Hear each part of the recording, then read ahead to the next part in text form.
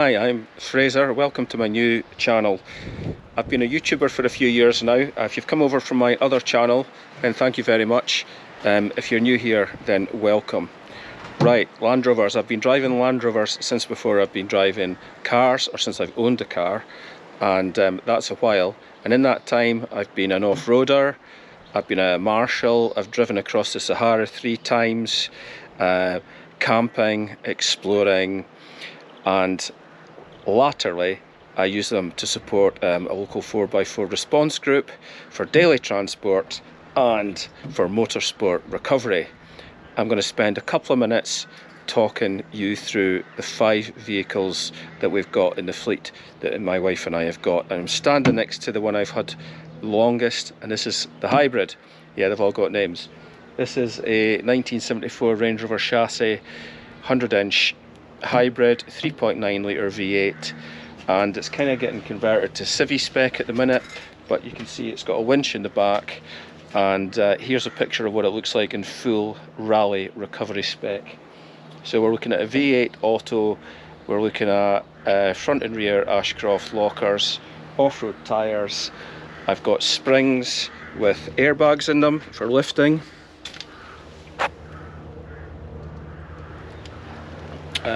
Reason there's fresh paint on there is I tore a spring hanger off a couple of weeks ago and had to replace it. And yeah, this is a truck. It can lift anything and it can go anywhere. Winch on the front, winch on the back. The other thing with it is I've got an 8274 that I had on this for a long time, and I've just taken it off and put a generic Chinese winch on. I was actually going to use the 8274 on another project. Changed my mind. So the 8274 will be going back on here in the future. Quick look inside.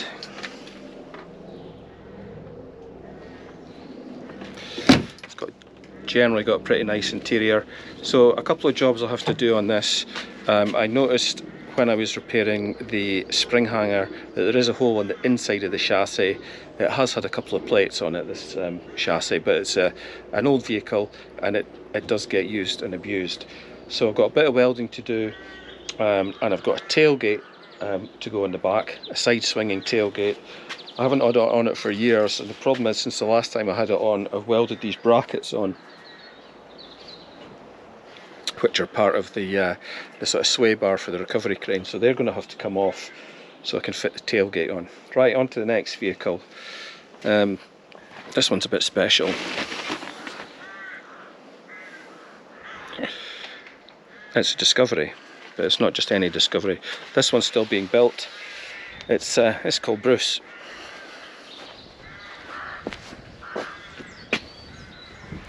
So what we've got here is a 6-wheel drive Discovery.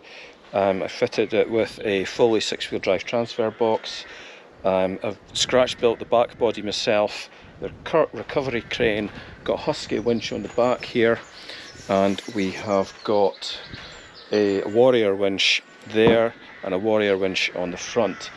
I've still got to bleed the brakes, attach the toolboxes, fix the reversing light, some trim on the side, and little bits and pieces to finish this off. This is going to be an absolute tool. It's got an air sprung back axle with Discovery 2 airbags in it, and I want to try and see if I can make that a lifting axle for when I'm driving it on the road. So plenty to see with this one. Right, the next one's just up the drive a little bit, and it's the oldest one in the fleet. Oh, while we're passing that, that's the crane. Very much bodged Harvey Frost crane. That's what lives in the hybrid. Right, this is Mavis we're coming up to now, 1969 Series 2.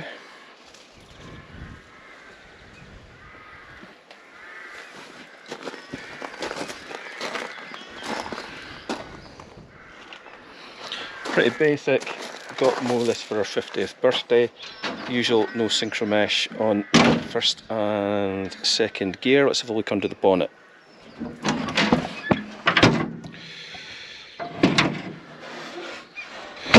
So that's a 2 1/4 5 main bearing engine that I fitted out of a Series 3 Land Rover. The engine that was in it was knackered. This was a hard top when we got it with a cat flap. Changed it to a soft top. It had a side swinging tailgate on it, which swung open that way, so I've converted that back to a drop tailgate. Mavis gets used for all the horrible jobs. If we need to go to the tip, we've got the Sankey trailer we can hook up to Mavis. I've also got a set of snow chains that only fit on Mavis's 750 tyres, so they go on in the winter when we want to go out and have some fun in the worst snow possible. Okay, now on to Dora. Dora's a bit of a tank. We also used Dora for recovery for a while, but our main job is a camper. I'll not show you in the back just now because we're doing a bit of a refurb in the back. New upholstery, bits and pieces going on, and there's little bits and pieces of rust I need to fix inside here. I'll show you quickly how bad it is.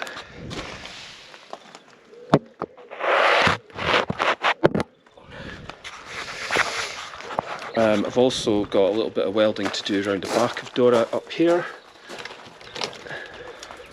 Now, a lot of this is stuff that needed done when we got Dora about 14 years ago, and it's lasted. So Dora's a 3.5 litre V8. She was an ex-police command unit from the county of Hertfordshire, Welwyn Garden City she was based. Here's a picture of her when she was new. Yeah, cool, eh? Dora's got all sorts of treats and surprises and lots of police spec stuff, and we'll go through this in a future video. At the minute, I'm in the middle of decommissioning the recovery kit, the strobe, controllers, siren, all this kind of stuff. They're being repurposed onto Bruce the 6x6. Right, the next one and the last one, pretty unglamorous. This is Reggie.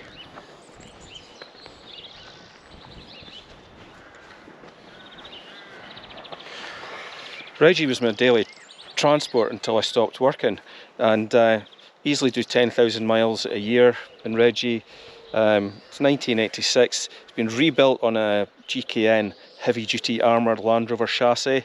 Bought it from a guy, Justin, in London, Winchester, and flew down to meet him, handed over some money, drove it all the way back up from Heathrow Airport, and it's just an absolute tool.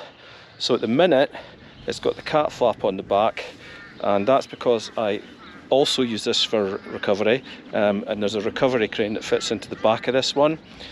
I'm not going to be using it for recovery for the next couple of months, so the cat flap's going to come off, and what we're going to do is refit the back door and put the spare wheel carrier back on the back here.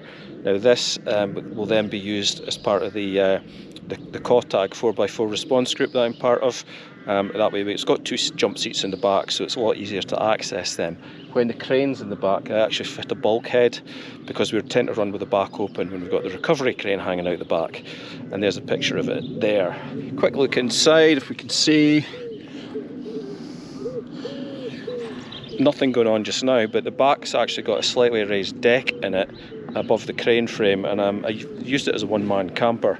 Perfect if I want to go to the hills for a night. 300 TDI engine in this one as well, so just bomb-proof. So there you go, that's the 5 Land Rovers in the fleet. So we've got Mavis 2.25 petrol, we've got the hybrid 3.9 litre V8 recovery, call sign Cougar 1. We've got Bruce the 6x6, not finished, call sign will be Cougar 2 recovery for that one. Reggie 300 TDI 110 is Cougar 3, and then we've got Dora the Explorer, which used to be Cougar 2 recovery, and definitely is going to deserve a long retirement as our happy camper. Okay, I am on posting about 1 video a week on just general maintenance and upkeep of these Land Rovers. You can pretty much work out from what I've described so far, there's plenty of work and plenty of jobs to be done on these trucks. So hopefully you enjoy my channel. If you subscribe to it, get some notifications, and let's have some fun with the rusty Landies. See ya.